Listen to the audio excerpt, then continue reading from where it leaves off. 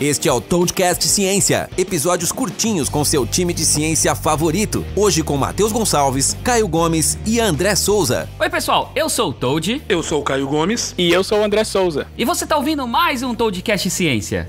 E a pergunta de hoje veio de Raquel Bandeira, ela tem 17 anos, é estudante de Boa Viagem no Ceará. E a pergunta dela é a seguinte: por que a gente dá risada? E ela continua a pergunta dela aqui: de onde sai a risada? Por que a gente não consegue conter uma risada? Bom, a gente dá risada porque eu conto piadas muito boas, né? Nem sempre, mas mesmo assim eu dou risada. Achei essa pergunta muito sem graça. Aí, ó, eu não consigo segurar, cara. Me explica, por que eu tô rindo, cara? Não, e todo mundo aqui já teve aquela experiência de ver aquele vídeo daquele bebezinho rindo, e geralmente a gente fala assim: assista esse vídeo do bebezinho rindo sem rir, e ninguém consegue, porque é realmente muito contagioso. Na verdade é interessante que assim, na ciência a gente não tem uma explicação bem fechada de o porquê que a gente ri. Na verdade, assim, o que causa o riso. A gente tem umas explicações de cunho evolutivo, que daqui a pouco eu vou falar disso, mas basicamente o riso, vamos pensar no seguinte: quando a gente fala, quando a gente emite som, o que a gente está fazendo o tempo inteiro é o nosso pulmão jogando ar para cima, e esse ar sai pela nossa boca, e a nossa boca faz formas diferentes, e esses sons acabam tendo qualidades diferentes a depender de como que a gente mexe. Então, isso que é a complexidade de como que sai ar do nosso pulmão. A risada, ela é a forma mais simples de emissão de som.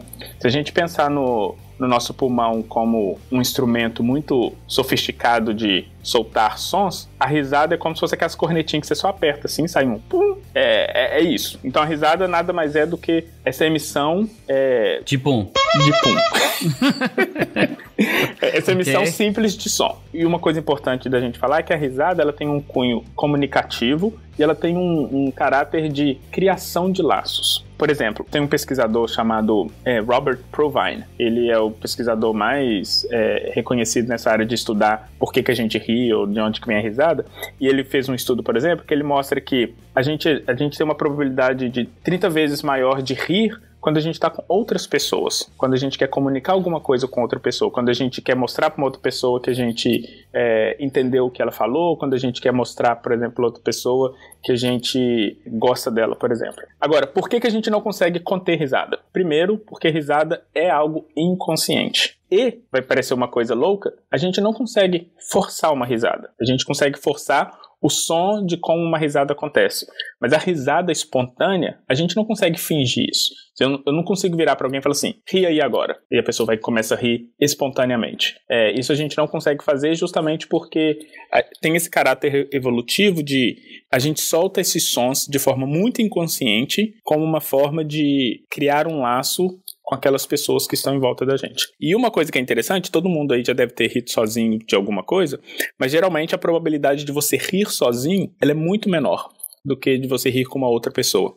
Outra coisa também que é interessante, todo mundo relaciona risada com humor. A gente conta uma piada, todo mundo ri. Mas a risada relacionada ao humor, ela é 1 em 5, na verdade.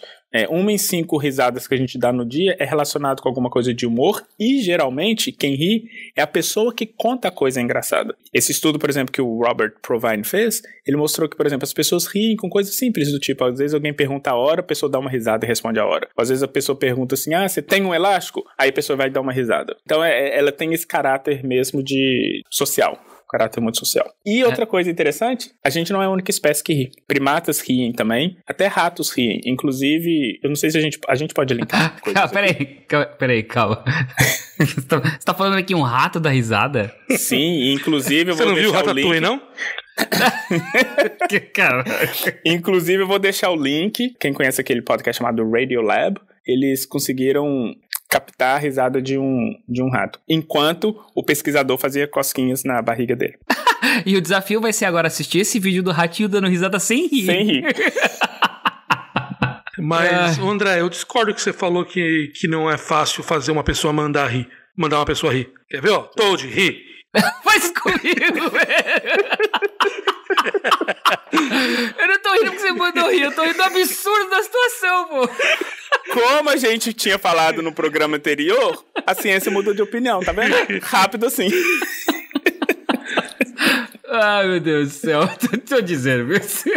O pessoal me conhece melhor que eu. Mas vem cá, assim, pra gente fechar esse assunto, do jeito que você tá explicando, todo esse caráter social e de criação de laços, e por ser algo fundamental, assim, das relações humanas, do jeito que você tá explicando isso pra mim, me parece até a mesma relação, o mesmo jeito de entender como a gente desenvolve um novo idioma, uma nova linguagem. Tem a ver alguma coisa assim do ponto de vista psicológico ou do cérebro da gente? Mais ou menos, porque a diferença toda é que a linguagem tem um caráter simbólico. Não existem estudos ou evidência mostrando que o riso tem um caráter simbólico como a linguagem tem. Então, por exemplo, não tem nenhum estudo mostrando que uma risada tipo é uma coisa diferente de uma risada tipo não tem nenhum a minha performance foi melhor.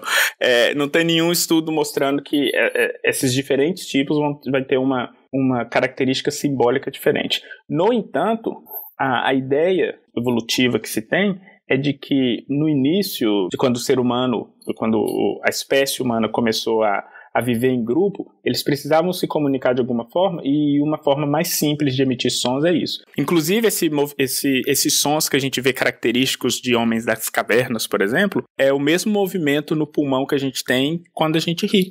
Porque a ideia toda é que o riso, ele vem evolutivamente desses sons primários que as pessoas usavam para se comunicar antigamente. Sensacional, sensacional. Então é isso, a ciência ela ainda está estudando os conceitos do porquê que a gente dá risada, mas a gente já entende mais ou menos os mecanismos sociais e talvez até evolutivos do porquê que a gente ri, porquê que a gente dá risada, e eu acho que é uma coisa maravilhosa, de novo. Às vezes eu não consigo conter a minha, mas eu espero que isso tenha respondido a sua pergunta.